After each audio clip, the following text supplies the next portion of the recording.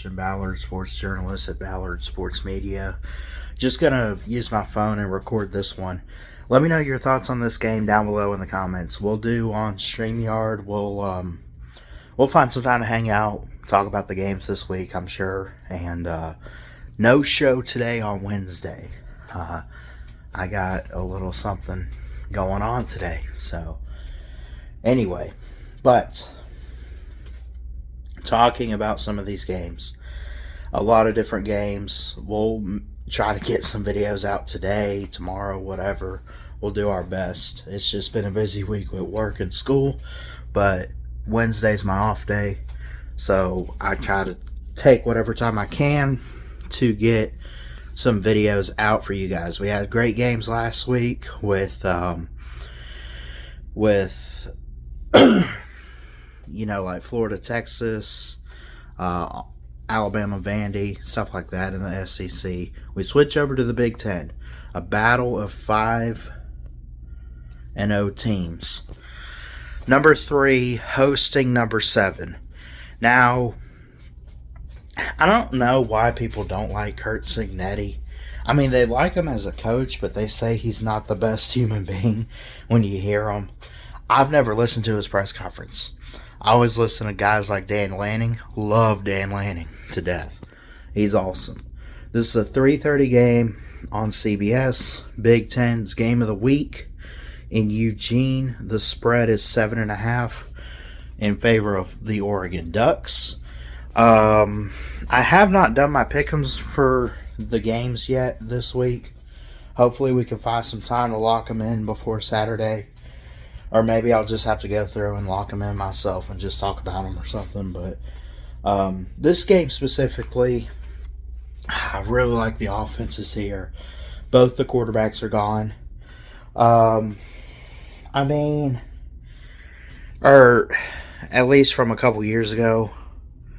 You got Dante Moore came over from UCLA to be at Oregon. I believe last year he's over. He's literally 2 yards up on Fernando Mendoza, who's the quarterback for Indiana. Comes over from Cal, the Golden Bears. Fernando Mendoza is at 1,208. And Dante Moore at 1,210. These are two prolific offenses going head-to-head. This is a game that you're going to see offense. Just so much to love. Great defenses, too, but I feel like on both sides, outside of Oregon, Penn State, which we're seeing now that Penn State's kind of a struggle bus. I've talked about that a bit.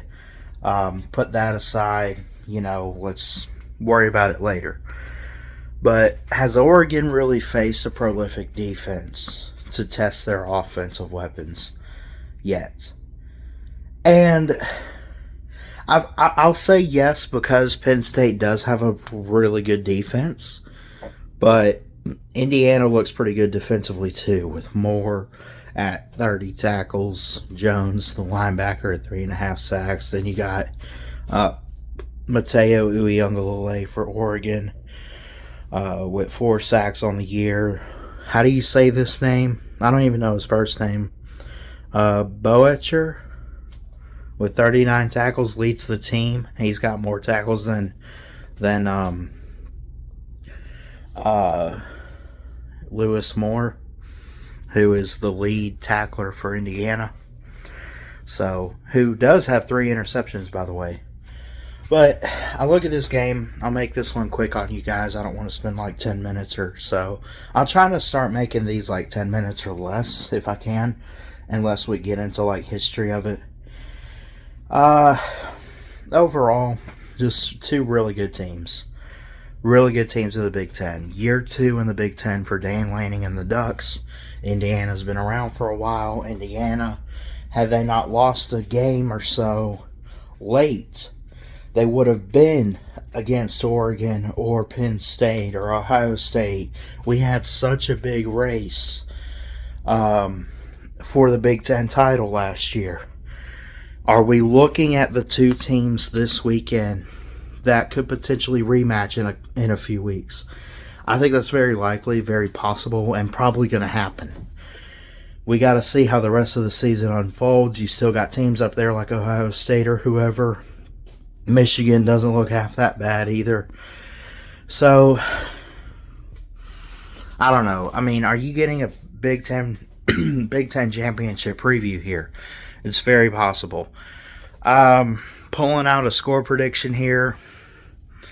Just throwing it out there. I really don't know. I see a lot of offense in this. I never want to pick against the home team when I'm in doubt, but I am really feeling Indiana this weekend. I feel like they could get it done. I'll go basic score here, like 35-31. It could be more high scoring than that. I'm not saying anything bad about the defenses, but when you really look at Mendoza and then you look at Dante Moore, these quarterbacks, how they perform, they ball out, they give everything they got for their team. They're both very mobile, very smart and accurate with the football. So you have that. And,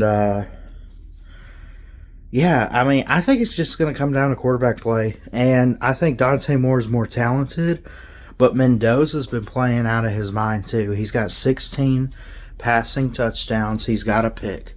He's at 1,208 yards. 2 yards less than Dante Moore, who is at 1,210, 14 touchdowns and a pick. The run game with Hemby, 65 carries, 351 rushing yards. I think this is going to be a game where I'm not going to say you have to run the football, but I think that if you're going to run the football, lines of scrimmage have to play a factor. And I think we got solid offensive linemen on both sides. Really good, solid guys up front defensively, but I don't know. It just seems like the offenses want to score and are going to want to score in this game and are going to score. So let me know your thoughts in the comments on this game. I got Indiana with an upset. I could roll with 35-31, something like that.